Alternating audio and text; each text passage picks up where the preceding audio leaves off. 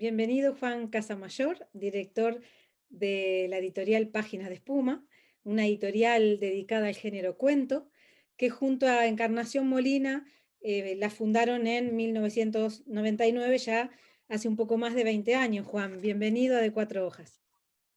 Un placer compartir en este momento el lenguaje de pantallas y me entusiasma poder hablar contigo, que sé de tu capacidad de conversación, de lectura y de encuentro, poder hablar de algo que me gusta tanto como el mundo de la edición, el mundo de la escritura y el mundo de la lectura.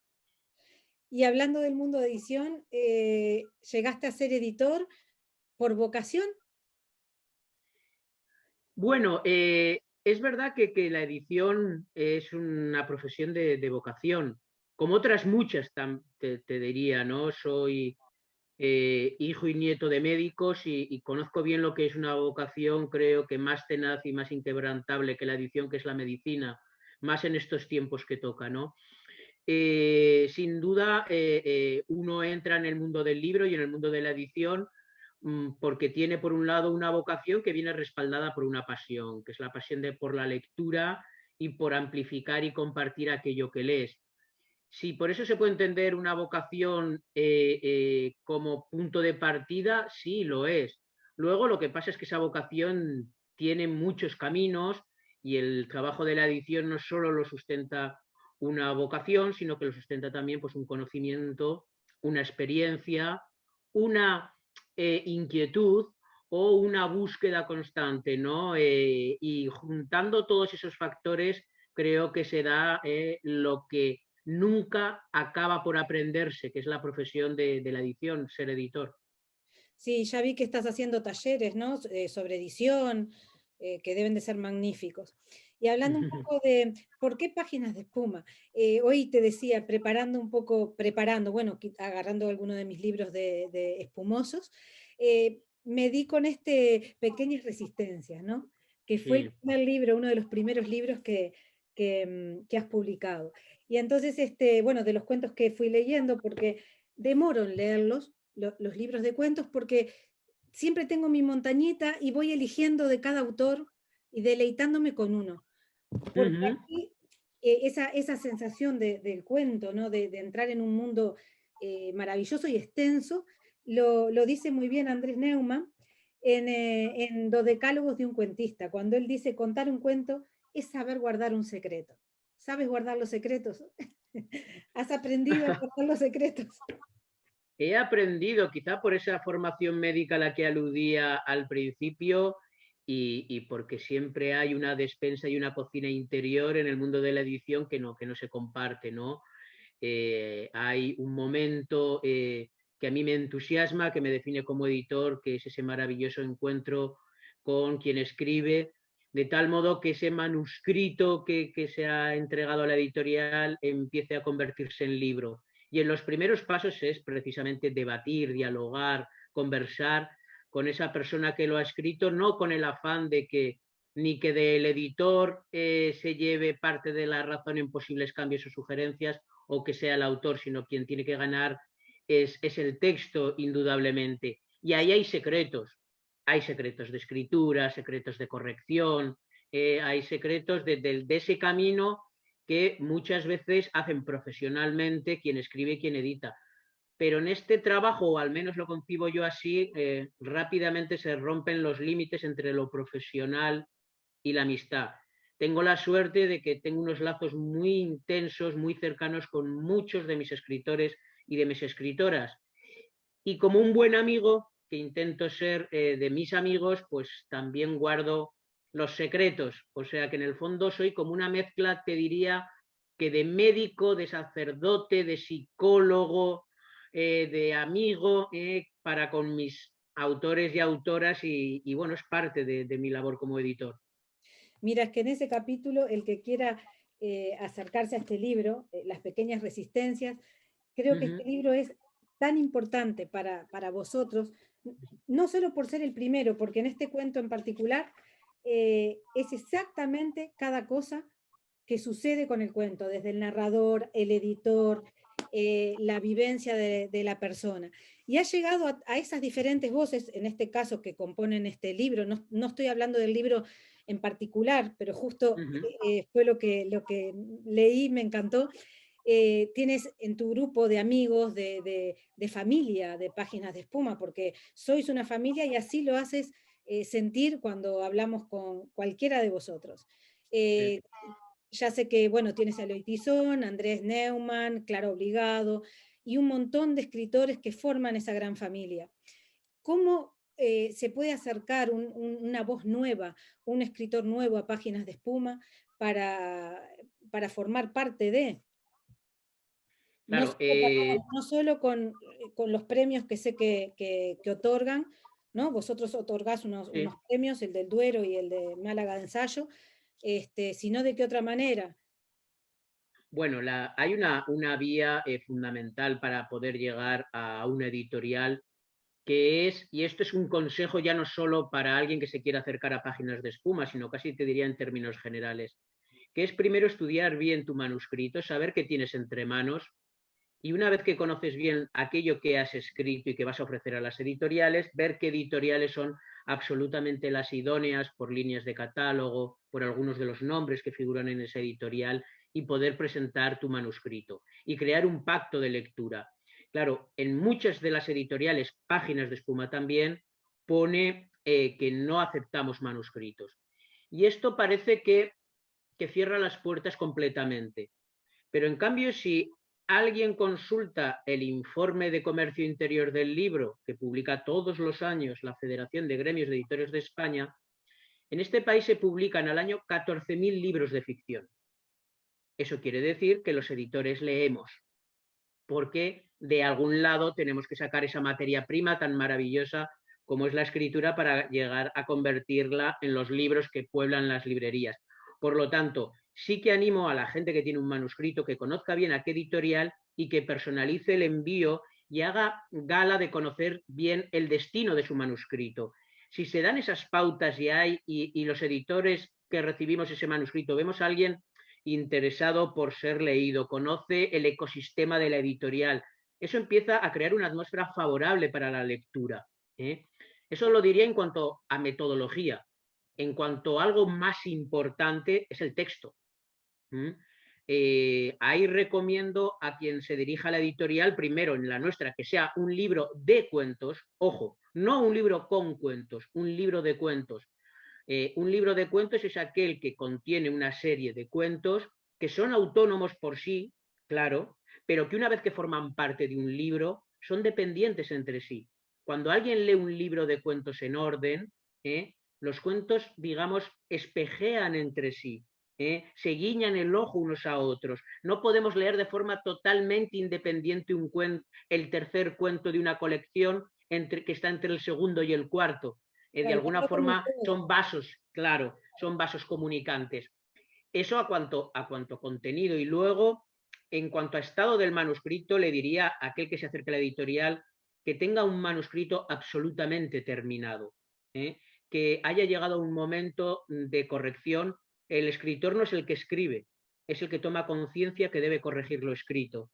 Una vez que un texto es escrito, es dejado reposar, es corregido, es vuelto al cajón, se corrige y hay una mezcla de finalmente de satisfacción y de hartazgo, decir, yo ya no le puedo dar más a este texto porque ya he trabajado con él y estoy contento de cómo he trabajado, es el momento de poder enviar el manuscrito a Páginas de Espuma o a otra editorial, si otro es el género. Pero creo que se tienen que dar todas ese trabajo que en el fondo es un trabajo bien hecho del escritor. Y no le pido al escritor que tenga seguridad en su escritura.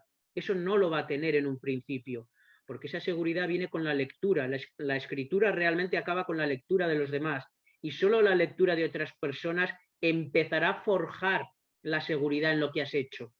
Pero sí al menos que el escritor venga con una satisfacción, decir, mira Juan, te presento mi libro de cuentos, conozco tu editorial, he trabajado mucho, lo he corregido, ya no puedo dialogar más con mi texto porque he hecho lo que tenía que hacer desde esta orilla de la escritura. Ahora toca leerlo y a ti te toca leerlo profesionalmente. Conozco la editorial y creo que mi libro, no sé, por ejemplo, conjugaría bien o dialogaría con los libros de María Fernanda Ampuero, Mónica Ojeda, Samantha Schweblin, Socorro Venegas. Sí. Si alguien viene así a la editorial, eso es un muy buen principio para ser leído.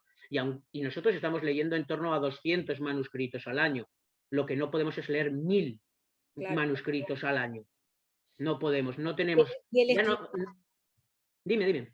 Y el escritor también estar abierto a que por más que sienta que esa lectura está cerrada, que ya está analizada y pulida, va a llegar a la editorial y el editor y su equipo pueden encontrar un pero que no, que bueno, que se decida no publicarse, ¿no? Que también eso se Claro, hace. muchas veces lo que pasa en una editorial es que llegan muy buenos manuscritos.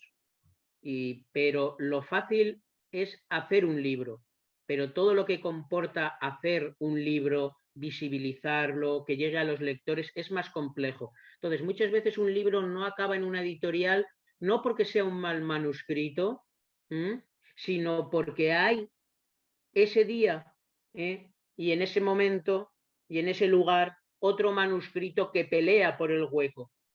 Claro. Y para bien o para mal, la lectura es subjetiva. Y entonces un manuscrito puede gustar más que otro y es por el que uno se decide. Yo muchos de los manuscritos que hemos tenido que decir un no, los he visto publicados en otras editoriales y cuando eso ha ocurrido, sinceramente digo que me ha alegrado mucho, porque yo soy consciente de que he dicho a buenos manuscritos que no, pero no puedo publicar todo. Claro, claro. Esas son las pequeñas resistencias. Exacto. Son las En pequeñas. parte esas son las pequeñas resistencias y las grandes resistencias que hay dentro de una editorial. Me encanta que tengas ese libro entre manos porque es un libro, como tú has dicho antes, muy temprano de la editorial y fue fundacional de la editorial. O sea, Sí. ese fue un bello canto de muchos escritores y de muchas escritoras, uniendo además generaciones como la de José María Merino o la de un jovencísimo Neumann. Entonces, aún es joven, pero es que entonces era Era muy joven. obscenamente joven. ¿eh? Y la verdad es que muchos de aquellos y aquellas que constituyen pequeñas resistencias ahora son autores de Páginas de Espuma. Son parte de Páginas de Espuma, ¿no? Exacto, de esa familia. Es la familia, que eso me encanta.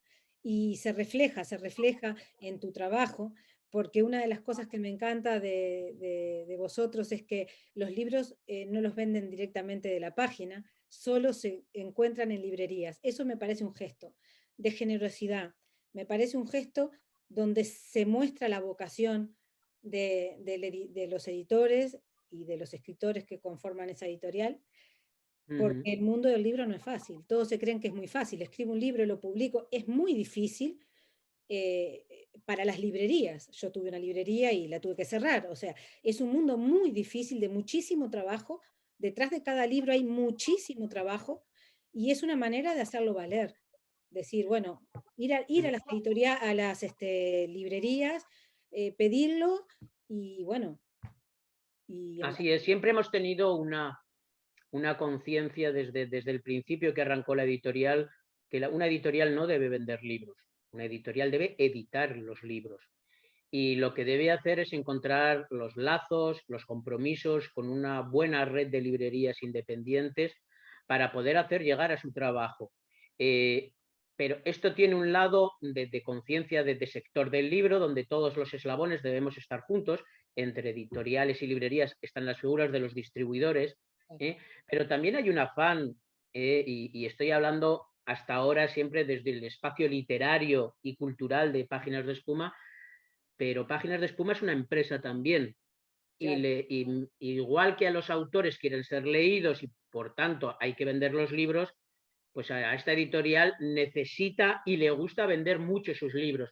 Y lo mejor es no venderlos directamente. Lo mejor es venderlos a través de distribuidores a todas aquellas librerías, pequeñas librerías, grandes cadenas, librerías intensamente literarias, librerías especializadas, cualquiera puede acceder a un libro de Páginas de Espuma, a un catálogo de Páginas de Espuma, y eso es amplificar mucho la voz. no es solo desde una editorial, sino tenemos digamos, todos esos tentáculos maravillosos que son las librerías que todos los días del año recomiendan y venden nuestros libros. Claro, porque ahí en la parte literaria, en todo lo que se refiere a literario, está siempre lo muy romántico, ¿no? La librería es Sí. romántica, ser editor es romántico, ser escritor. Y luego está esta parte que es como un engranaje, ¿no? Si ese engranaje camina, caminamos todos. Exacto, así es, caminamos todos y es que una editorial es como una cuerda con dos cabos, hay un aspecto artístico, en este caso literario, además como que al dedicarnos al cuento como que hay, digamos, como un mayor tesón, casi como que estamos libres de sospecha de estar en este sector exclusivamente por lo económico, si no podríamos publicar otro tipo de libros quizá con un resultado económico mejor, pero por el otro lado de la cuerda, Páginas de Espuma es un proyecto empresarial y económico y Claro. tenemos que vender nuestros libros. Porque hay algo poco romántico en todo esto, que es que los editores comemos 2 veces al día y pagamos facturas. Y nos encanta vender porque eso supone que nuestros libros son leídos y que son leídos nuestros autores. Y que todo el trabajo solitario de escritura del escritor y ese maravilloso momento, como he dicho antes, de encuentro entre el editor y el escritor y generar el mejor manuscrito posible y de ahí el mejor libro para el lector, todo eso tiene sentido cuando el lector tiene el libro en sus manos. Si no completamos ese proceso editorial, no estamos teniendo una editorial completa. Y de eso se trata, ¿no? ¿Y cómo decidieron, nos dedicamos al cuento, o primero decidieron, vamos a por el género cuento y luego le ponemos Páginas de Espuma? ¿O ya tenían el nombre y luego buscaron el género? ¿Cómo fue llegar a lo que es hoy Páginas de Espuma, que distribuye en América Latina, en Uh -huh. España? O sea, publican unos clásicos espectaculares. Ahora mismo está el James Joyce, ¿no? Los Sí. cuentos de Poe, Pessoe, Chekhov. Bueno, es que es impresionante y eso es un gran trabajo y un gran mérito. ¿Cómo llegaron a decidir el género? Pues mira, todo eso se cocinó a lo largo del año 99. Ante todo, lo he dicho antes, un editor es un lector y yo por donde he transitado muy placenteramente siempre he sido por el género del cuento. A mí siempre he tenido el vicio de leer muy metido, pero ya si se trataba de cuento el vicio alcanzaba grados de adicción. Entonces, mirando mi entorno, vi que no había editoriales dedicadas al cuento. Había de poesía, de teatro, pero no había una editorial del cuento, teniendo nuestro idioma, el español, una tradición en el siglo XX del cuento profunda, variada, rica. O sea, si empezamos a ver la nómina de escritores y escritoras de cuentos a lo largo del siglo XX, es extraño que no haya una editorial dedicada exclusivamente al género. Y cuando surge esa idea, pues surgen muchos frentes. Uno es poner un nombre a una editorial, ¿no?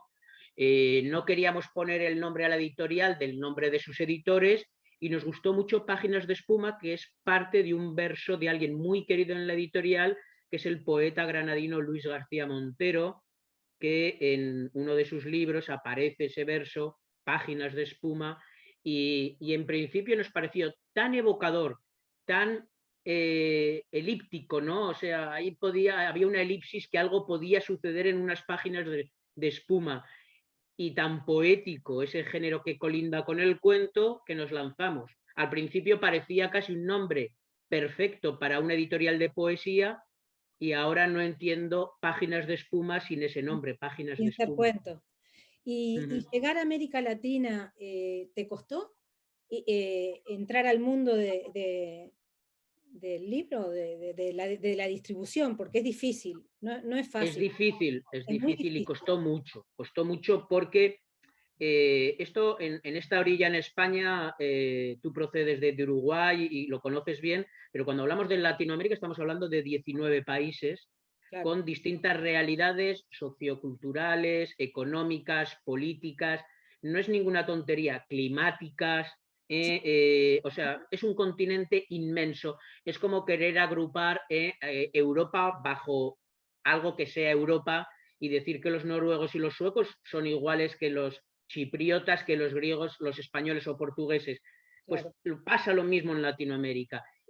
Y lo que sobre todo ha necesitado los distintos países latinoamericanos por parte de Páginas de Espuma, por un lado es ver su catálogo, y que gracias a que nos dedicábamos al cuento había de una forma natural, genuina, una dedicación a las distintas literaturas latinoamericanas que tenían su correspondencia de lectores en distintos países, y ya teníamos una base con la que trabajar. Y luego, como tú dices, es difícil y costó años y recursos. O sea, porque no se puede empezar a distribuir bien en los países latinoamericanos si no viajas a esos países. claro. Ya no solo conocer a los distribuidores, a los libreros, a los medios de comunicación, hay que conocer las formas de vida de esos países. Hay que estar en el subte de Buenos Aires, hay que cruzar de Buenos Aires a Montevideo en un barco y ver las distancias y llegar a Uruguay, a Montevideo, y pasear por esa ciudad nostálgica y ver puro verso, o ver a una librería independiente como las hermanas Karamazov, y ver cómo se gestiona allí la vida cultural y cómo se come en un restaurante de Uruguay. Yo digo Uruguay y podría hablar de México, de Colombia, Eso Perú, te lo digo iba a por, decir, por porque Quito. México, sí, Y al año yo he estado haciendo 4 o 5 viajes a Latinoamérica y, digamos, contrastando todos esos conocimientos en toda la cartografía latinoamericana, seleccionando bien los títulos que podían llegar con fuerza, y se han dado etapas. Al principio se fue llegando poco a poco, se cubrió todo el continente de forma directa o indirecta, porque hay gestores de exportación también en España que nos ayudan a hacer esa acción. Y ahora vivimos una fase muy, muy asentada ya, tenemos una muy buena presencia, imprimimos en 6 países latinoamericanos. O sea, un libro nuestro, si el autor o la autora pueden tener cantidad de lectores que lo justifique, podemos hacer el libro en 7 países a la vez, con lo cual tiene una visibilidad de gran grupo en el fondo, porque es algo que nos exige el catálogo. Parte de nuestros autores, sus novelas las publican en Planeta o Random House o Anagrama, y sí, nosotros los libros de cuentos tenemos que hacer la misma política que hace Alfaguara, Literatura Random o Seix Barral. Entonces, a partir de ahí ha costado, pero a día de hoy solo puedo decir que Latinoamérica me ha dado mucho más de lo que yo he dado a Latinoamérica. Y ya no hablo como editor, o como lector, sino como hombre. O sea, he aprendido mucho a vivir gracias a todas esas distintas realidades y distintas personas que he conocido allí. Lo tengo clarísimo, ¿eh? Y algunas personas de allí viven ahora conmigo, y bien conocido es la importancia que tiene para mí, nos hemos dicho antes, Andrés Neumann o Clara Obligado o Fernando Iwasaki, por ejemplo, ¿no? sí. O Socorro Venegas recientemente, que también ha sido una persona para mí definitivamente importante en mi creación un poco lectora y abrirme a otros espacios. Porque aparte en Latinoamérica los libros son caros, si bien acá en España uno puede decir, el libro es caro, bueno, no es mi manera de pensar, porque bueno, es un libro, pero es verdad que hay gente que no se lo puede permitir, Es los verdad. precios que se manejan aquí en España con los que se manejan en Latinoamérica, ¿no? Y Esa contra es una eso realidad también absoluta que, hay que batallar contra eso también, ¿no? claro, hay que batallar, y esa es una realidad que sabe cuando vas allí. Cuando Claro, vas a un supermercado y haces... Voy mucho a los supermercados en Latinoamérica para ver cómo está la vida allí. Entonces, si yo exporto desde aquí un libro hecho en euros que tiene que llegar hasta allí y pagar aduanas y transportes y llegar a una librería, el libro al cambio al final, de pesos mexicanos o pesos argentinos, es más caro que en España el libro. claro. ¿Eh? Entonces, yo sé que solo con el mismo proceso de que los libros lleguen a los países latinoamericanos, eso, digamos, limita públicos lectores. Por eso también, con aquellos libros que más se pueden vender, los imprimo allí, porque ya mis libros salen a precio nacional, no Claro, salen a una conversión de euros, sino que si yo hago una edición de 1000, 2000, 3000 ejemplares en Argentina, en Colombia, en México o también estoy imprimiendo en Uruguay, Bolivia o Ecuador, pues ya tenemos libros a precio nacional, con gran visibilidad, porque hay muchos ejemplares, hacemos buena prensa, buena comercialización y conseguimos que el tejido lector vaya creciendo. Que los lectores te lo agradecemos mucho, porque Mm, comentar un libro, o por lo pronto me pasa a mí, ¿no? Comento un libro y a veces me dicen, no, porque este libro aquí no llega, o si llega es muy caro, por sí, eso fue que te dije, ¿no? Entonces, bueno, llevar un poco, guiar un poco al lector a que sí puede leerlo, que puede acceder a esas lecturas, que, bueno, que son imprescindibles para mí. Ya sabes que tengo un cariño especial a Eloy Tizón, tengo acá sí, las montañitas y Andrés también. Y, y este gran libro que, mira, me puse, iba a ser ahora el de Armonía Soma, que me parece, bueno, es maravilloso, porque has puesto hasta las escrituras originales, sí. que entré en la página de la Biblioteca Nacional para ver dónde estaban, y bueno, después iba a hablar con gente allí para hablar bien de este libro, que me parece una maravilla. Entonces, llegar a ella, a estos clásicos, ¿cómo llegaste a esos clásicos, a estos grandes clásicos, ¿no? Que a través del cuento es una clave para llegar a leer clásicos. Para mí es de lo Sí, fundamental. Cuando dices, ah, no leí el Ulises. Vale, claro, no leíste el Ulises o no lo terminaste o no pudiste con él, pero con un cuento vas a poder. O sea, sí. el cuento No, te ya atrapa, ¿no? te dice mucho que no, yo es que no leo cuento y cuando empiezas a un poco a rascar dices, bueno, sí, pero sí que leí los cuentos de Poe. Ay, bueno, sí, pero también leí cuentos de Chekhov. Y digo, hombre, pues, o leí los cuentos largos, algunos cuentos largos de Edith Wharton o de Henry James, ¿no? Digo, oye, pues entonces parece que sí que estás leyendo cuentos. Entonces, es verdad que, en Páginas de Espuma, que es una editorial de orillas, ¿no? Hemos hablado antes de las orillas geográficas de Latinoamérica, pero también podríamos hablar de unas orillas simbólicas, ¿no? Junto a una orilla contemporánea de escritores de aquí y ahora, hay toda una orilla de clásicos. O sea, nos parecía que era muy necesario tener una gran biblioteca, un poco como en Francia la Plejade de Gallimard, donde hubiera distintos tomos que reunieran los cuentos completos de autoras y autores universales y que esos tomos presentaran traducción nueva, una edición exquisita en cuanto a materiales, aparato crítico y demás, y una ordenación cronológica. O sea, pongo un ejemplo. Todos habíamos leído a Chekhov. Hay innumerables antologías y ediciones de cuentos reunidos, pero nadie había leído los cuentos completos de Chekhov hasta que salió nuestra catedral, que son 4 tomos de 1000 páginas cada uno.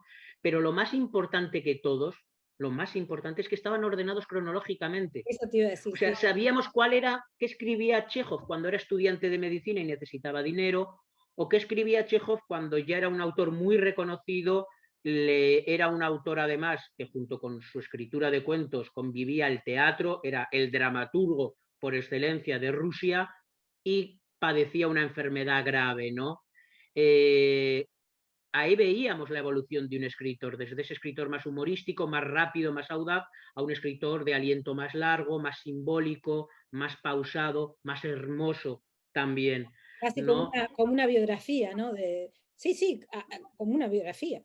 Y sin el cómo a lo mejor, ¿no, Inés? O sea, porque ¿qué es la escritura acumulada a lo largo del año? Es cuando leemos una obra en su cauce, ¿no? Avanzando. Es casi ahí está la biografía. Y en ese sentido, pues desde el último volumen que ha salido de James Joyce, Cuentos y prosas breves, están ordenadas también cronológicamente. Ahí están todas las, como diría Pilia, todas las formas breves de Joyce, más allá del Ulises y de otras y de su poesía, ¿no? Pero ese ha sido una orilla muy nutritiva y que, digamos, en ese espacio también podríamos incluir, aunque la podríamos denominar una clásica contemporánea, a Armonía Somers, ¿no? Que ha sido para mí uno de los mejores hallazgos literarios para mí como lector de los últimos 5 años posiblemente. Y respecto a lo que hablábamos de Chekhov ahora, es importante también las traducciones, ¿no? Tener unos buenos traductores, para que esas obras sean fieles, ¿no?, al original. Claro, todo traductor o traductora es indispensable para una editorial. Además, por otro lado, creo que toda época necesita una traducción nueva de un clásico. O sea, a lo mejor no podemos leer a Maupassant como se traducía en los años 30, 40, Me encanta. y creo que podemos avanzar. O que podemos avanzar en traducciones que en un momento dado, sobre todo para algún tipo de idiomas, como puede ser el ruso, pues no eran traducciones directas o no estaba todo realmente, faltaban textos, o sea, había que completar algunas piezas del puzzle para tener una visión completa de algunos autores, ¿no? O sea, de los 625 cuentos de Chekhov, había 100 cuentos inéditos cuando los sacamos. O sea, estábamos hablando de 100 cuentos inéditos de Chekhov. 100 cuentos inéditos de Chekhov. Por irnos a autor ruso, Isaac Babel, que también publicamos a cargo de Jesús García Gabaldón, el gran traductor en España de ruso, traducimos todo Babel. También había mucha bibliografía del gran Babel sin traducir, ¿no? Por lo tanto, ese afán de no solo es que tienes una nueva traducción acorde a un tiempo contemporáneo, sino que vuelves a tener un esfuerzo filológico sobre el texto y sobre el autor y su bibliografía. Y muchas veces las bibliografías están actualizadas, o sea, la bibliografía con la que podemos afrontar ahora a Joyce, sabiendo todo lo que sabemos de Joyce ahora, no es la misma que hace 60 años, Claro. no es la misma. O sea, un traductor ahora dispone de otra información, dispone de otros medios para poder traducir a Joyce como quizás no se podía traducir hace 60, 70 años, ¿no? Entonces, quizá dentro de 70, 80, 100 años haya que traducir nuevamente los cuentos de Joyce, probablemente. Y la traducción actual de Diego Garrido sea la que surque el siglo XXI, sin duda. Claro. Bueno, siempre me gusta hablar de los traductores porque, bueno, es un trabajo tan silencioso, tan solitario, y como, bueno, los ilustradores, la parte de la ilustración, cómo la manejan? ¿La eliges tú? ¿Tienes un grupo que decide qué ilustración va con Sí, tal como todo en Páginas de Espuma, es el equipo el que opina. O sea, yo puedo ser más visible en un momento dado, pero somos un grupo pequeño, estamos 5 personas, por lo tanto, todas las ideas fluyen. O sea, mi mirada en todo caso siempre puede estar limitada y parcial y está mucho más enriquecida si hay otras 4 personas al lado que van a opinar, ¿no? Entonces, la ilustración a nivel de portadas y demás, pues bueno, sobre todo tengo la suerte de un querido amigo y persona que trabaja en Páginas de Espuma de hace casi 2 décadas, o sea, Páginas de Espuma va a cumplir 23 años, pues hace 20 años que Paul Viejo trabaja conmigo, que precisamente es el gran coordinador, editor y traductor de Chekhov, y él es el que se encarga un poco de todo el diseño y todo lo que veis en portadas. Las portadas y las ilustraciones, bien sean dibujos, bien sean fotografías, bien sean otro tipo de montajes, tienen varios afluentes por los que nos llegan, ¿no? El autor propone, nosotros buscamos, hay distintas opciones. Y desde el año 2018 hemos empezado con una colección ilustrada, ahí sí que el ilustrador tiene tanto peso como el autor, es una colección además que goza de muy buena salud. Hay autoras como Mariana Enríquez, Samantha Schweblin, ahora vamos a publicar un libro maravilloso de Socorro Venegas, o está, por ejemplo, Eduardo Halfon o la escritora española Pilar Adón o Mercedes Abad también. Y ahí sí que hay una búsqueda muy activa mía junto con el autor para encontrar aquel ilustrador que mejor funciona o que mejor le va el texto. Y muestra de todo ello es el último libro que hemos publicado de Sara Mesa, Perrita Country, que la ilustración la hizo un genio, Pablo Amargo, ilustrador del New York Times y de New Yorker, y bueno, el libro ganó la Gold Medal de la Asociación de Ilustradores de Nueva York y ha sido, digamos, el trabajo a nivel de ilustración que más satisfacción nos ha dado, porque ha sido una forma distinta de trabajar, crear un objeto muy hermoso, crear casi 2 posibilidades en un solo libro, de ver y de leer, y además, pues bueno, que está teniendo muchos lectores. Y me imagino la emoción luego de pasar por esa traducción, por las portadas, el papel, cuando te llega a la mano esas cajas debe ser una satisfacción inmensa para todo el equipo de trabajo bien hecho. ¿Qué tiempo lleva, qué tiempo te lleva, por ejemplo, el de Joyce? ¿Qué tiempo te ha llevado, les ha llevado, perdón, hasta que hasta que llega el lector? Pues mira, el de Joyce, por ejemplo, salió el 26 de enero a la venta. Estamos hablando de un libro de unas 600 páginas. Ese libro sale el 26 de enero del 22 y se empezó a traducir a primeros del 19. La primera reunión con Diego Garrido fue telemática y telefónica y fue precisamente antes de la primavera del 19 por ahí. Y a partir de ahí estuvo traduciendo y nos entregó la traducción en torno a marzo del 21. Y hemos tenido todos estos meses para trabajar un texto especialmente complejo. O sea, editar a Joyce hasta dublineses es relativamente sencillo, pero cuando Joyce entra en su lado más humorístico, más irónico, más vanguardista, poner a prueba la técnica y abrir las puertas a todas las posibilidades lingüísticas, pues la edición se compromete. Se compromete porque yo sé cuando una palabra está mal escrita en la editorial, pero un neologismo que ha inventado un traductor para suplir un neologismo en inglés que se ha inventado Joyce, crea una complejidad de edición que más que nunca el traductor tiene que estar guiándote si esto está bien o está mal, porque en un momento dado casi estás, y esto es paradójico, estás corrigiendo a ciegas. Estás corrigiendo a ciegas. Para no perder aparte la esencia del propio escritor, ¿no? Exacto. Su manera de es así, es así. Juan, es un placer conversar contigo, podemos estar días aquí. Agradezco mucho tu generosidad y la de todo el equipo por acercarte a este espacio de 4 hojas. Empezamos hace poquito y bueno, espero que mi granito de arena para la cultura y para los libros llegue a todas las personas. Y bueno, hasta la próxima. Nos veremos, nos veremos. Yo espero que sí, que acabemos con este lenguaje de pantallas, que nos podamos ver presencialmente, que podamos hablar de libros, que podamos celebrar y festejar el fin de esta situación que, bueno, se está haciendo larga, pero bueno, tenemos que ser consistentes y tenemos que seguir peleando.